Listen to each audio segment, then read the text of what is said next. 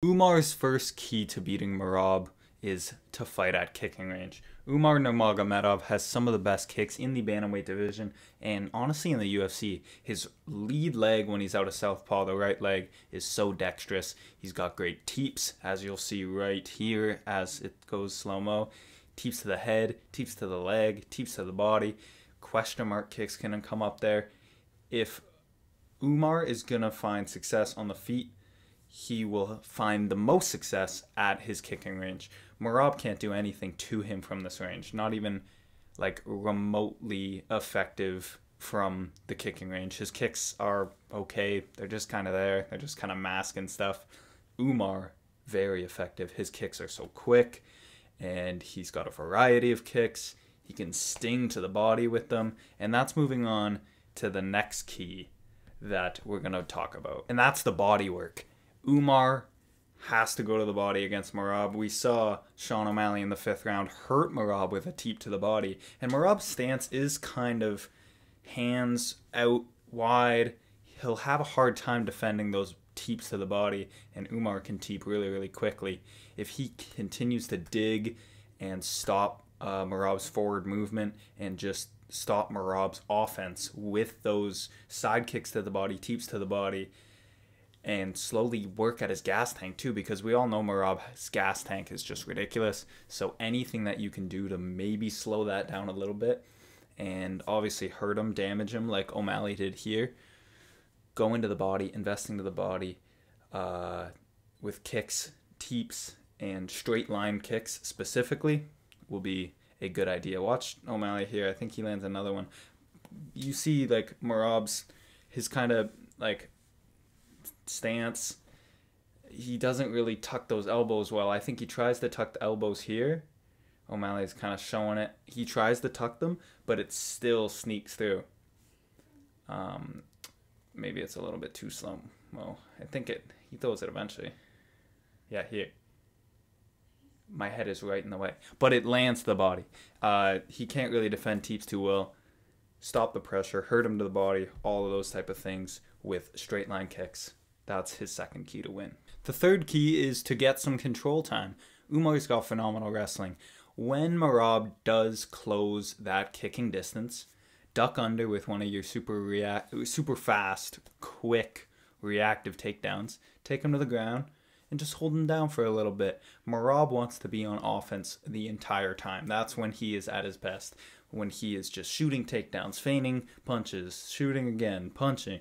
When he's on offense, he's at his best. If you put him on defense for a little bit, you never know. That might tire him out a little bit, slow him down. He's not used to being on defense.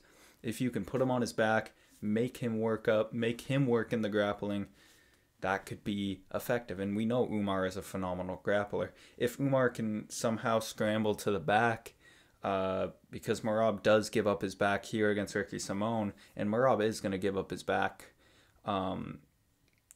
If you can jump on the back, get some hooks in, and just bank around like that, because Merab's going to be tough to finish unless you really crack him with something good.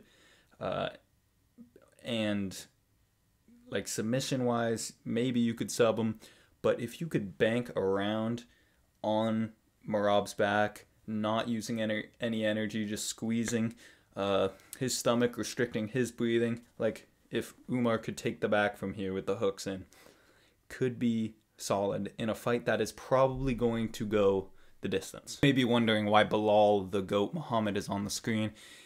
It's about Merab's game plan. This is Merab's 3 ways to win. Starting with, he's got to get on Umar's front foot. We were just talking about how Umar's kicking game is amazing. It's very dexterous, it's quick, it's dangerous, and Merab has really nothing to offer Umar in that kicking range. What Merab needs to do is what Belal Muhammad did against Leon Edwards at UFC 304, and that was get on that front foot. Same matchup, orthodox versus southpaw. Umar is going to be mostly southpaw. See here how Belal gets instantly on the front foot of Leon Edwards, hand fighting, and just closing the space. If you get hit in boxing range, okay, but be moving your head, but you're not going to survive out at kicking range. He's just so much better than you there.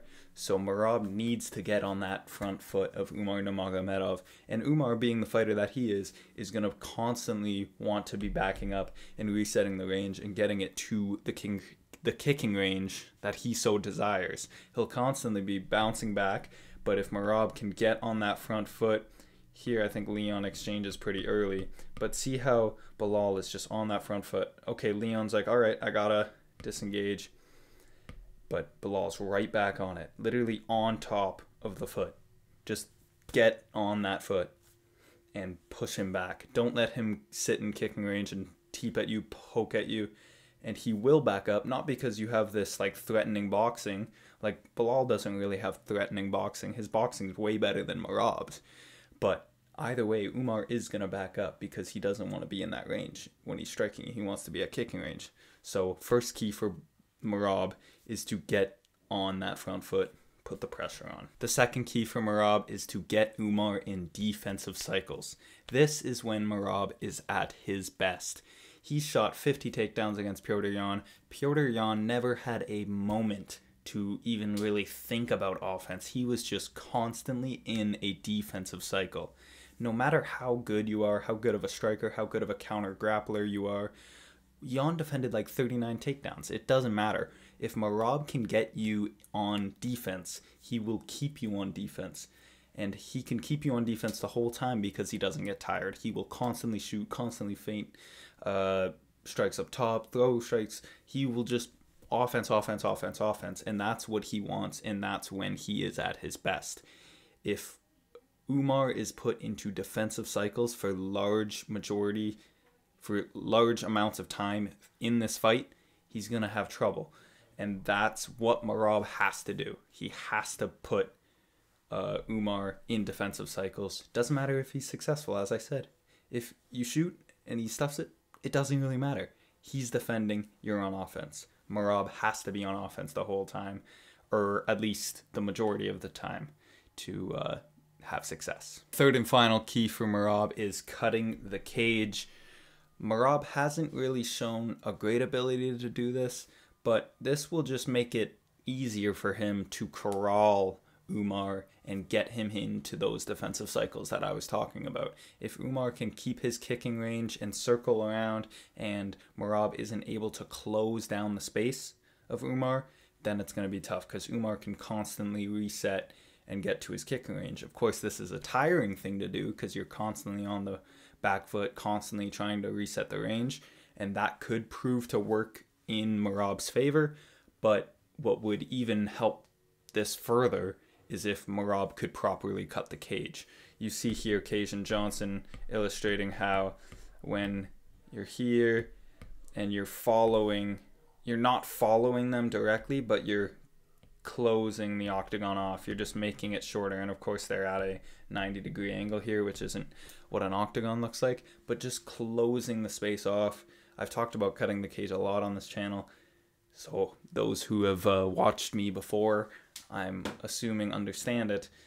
Just cutting the cage off, closing the space, this will make it easier for Merab to get into offensive cycles and put Umar in defensive cycles, and that's where Merab will get the W. As far as a prediction goes for this fight, I've already predicted it on my article. I'm wanting to predict the other guy, so then I could just be right either way, but I think I will stick with my prediction, and that was Umar Nurmagomedov. I think Umar's footwork will be enough to keep him in the center of the octagon and keep him at kicking range and keep him just poking away at Merab Dvalishvili. I think his body work, his teeps will be a really good idea. I think the Khabib camp is smart enough to pick up on how Merab in the last round of his last fight got hurt by a teep to the body, digging those teeps to the body.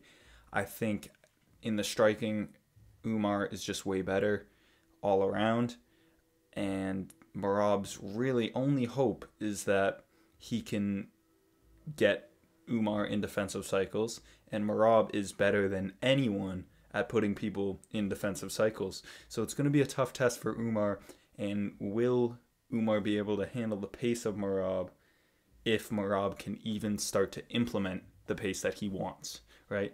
If it's up to Umar, it's a slow at-range kickboxing fight with the occasional takedown mixed in there. And I think he will wrestle, and he'll be smart too.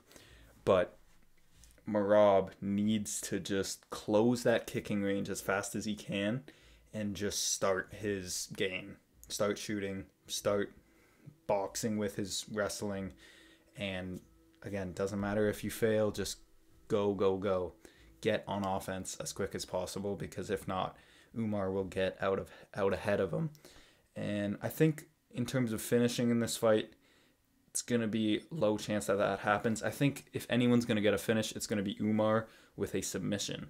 I think that would be the only way that this fight gets finished, unless Umar lands something huge, like this huge head kick. But that would surprise me slightly. You never know, though. Umar's kicks are phenomenal. If you made it to the end of the video, thank you for watching. I got one coming on Islam versus Arman later today. So, yeah, hope you enjoy. Peace.